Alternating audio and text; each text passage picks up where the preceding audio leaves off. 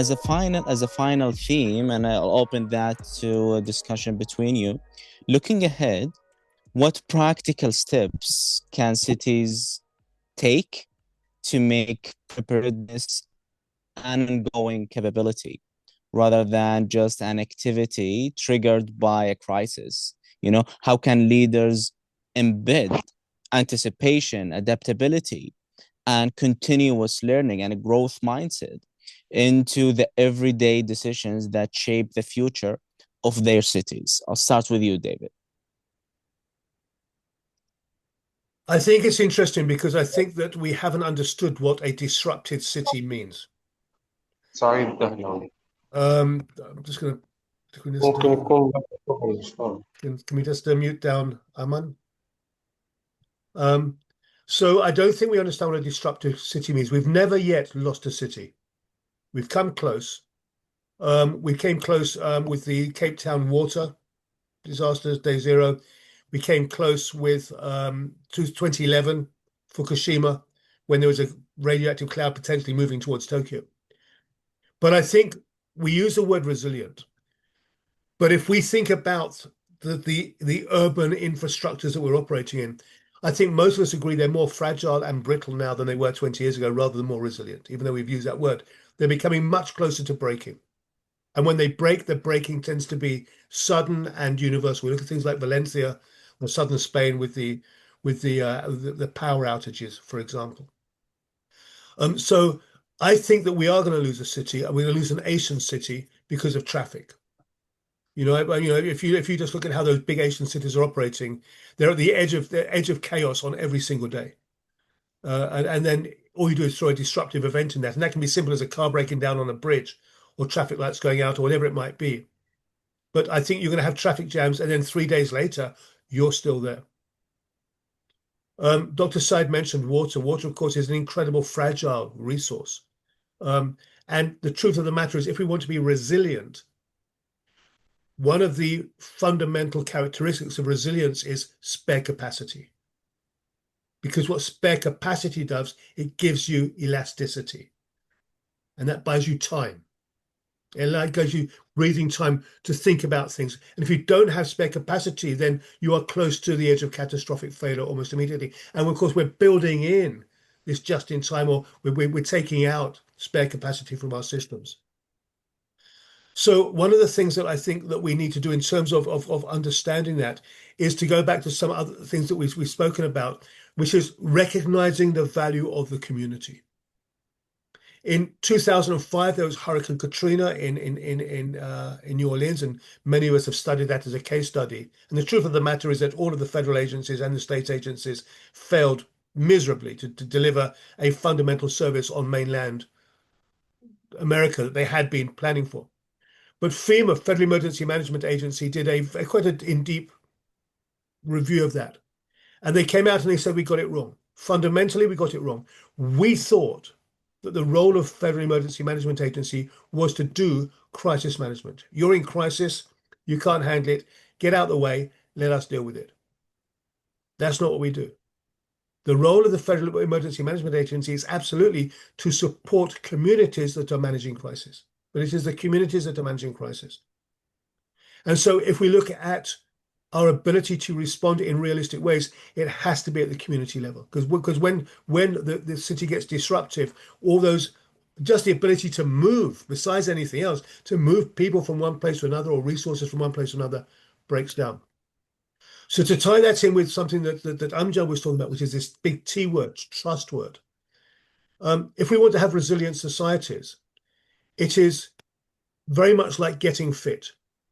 If you want to get fit, it helps if you're fundamentally healthy. If you're fundamentally healthy, getting fit is an option. And if you want to get fit, there are pathways there. But if you're fundamentally unhealthy, getting fit is not your priority. There's other things you need to deal with. So if we want to have resilient communities, it helps if our communities and our societies are fundamentally healthy. And I think that many of our societies are not healthy. I think they are broken and they're disrupted and they're fragmented. And there is no trust. And for many times, I don't see why we should trust those in authority. I have to say that certainly within the UK, that's a problem we have. So I think like all of these things, it has to be holistic. It is not so much what do we need to do and how we're going to do it, but what sort of society do we need to become? What sort of planet do we need to become? If somebody said to me, David, what would you like to see in 10 years' time? What would be the change that you could see in 10 years' time that maybe we as a community can contribute to? It would be that we recognized the planetary nature of these issues and the need for the planetary nature of the response. We have COP and we have the World Health Organization, UN. They're not fulfilling their duties in any way. And we still see countries isolating themselves and competing against each other and ruining the planet in many ways. But if we could see this as a genuine global human level, a human level issue, like COVID gave us the opportunity to do that. We didn't take it. But COVID was an opportunity for us to get our act together and to bring humanity together to look at human level threats. I think that would be the change I'd like to make. But in terms of absolute realistic tomorrow, this month, next month, and the next 12-month cycle, it would be strengthening the understanding that resilience begins at the communities.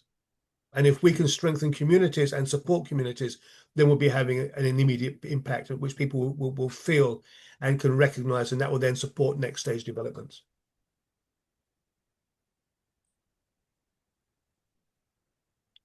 Great. Any other perspectives from the panelists?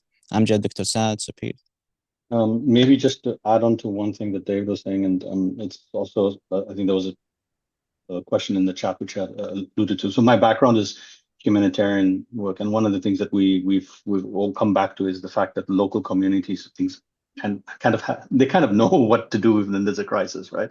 And the thing that we need to do is sort of step out of the way and let them enable them to kind of do that. So I think one of the things, in answer to your question, Fayadh, is I think we need to create spaces so that local community can also be part of that kind of thing. I mean, you kind of know what you would like your city to be, and you would like to play a part in that. And I think what we need to do is create those opportunities to allow them to participate in that, and using whatever channels local communities engage with, and those are a variety of things. I think that's where I think we need to start to create some of those spaces and platforms.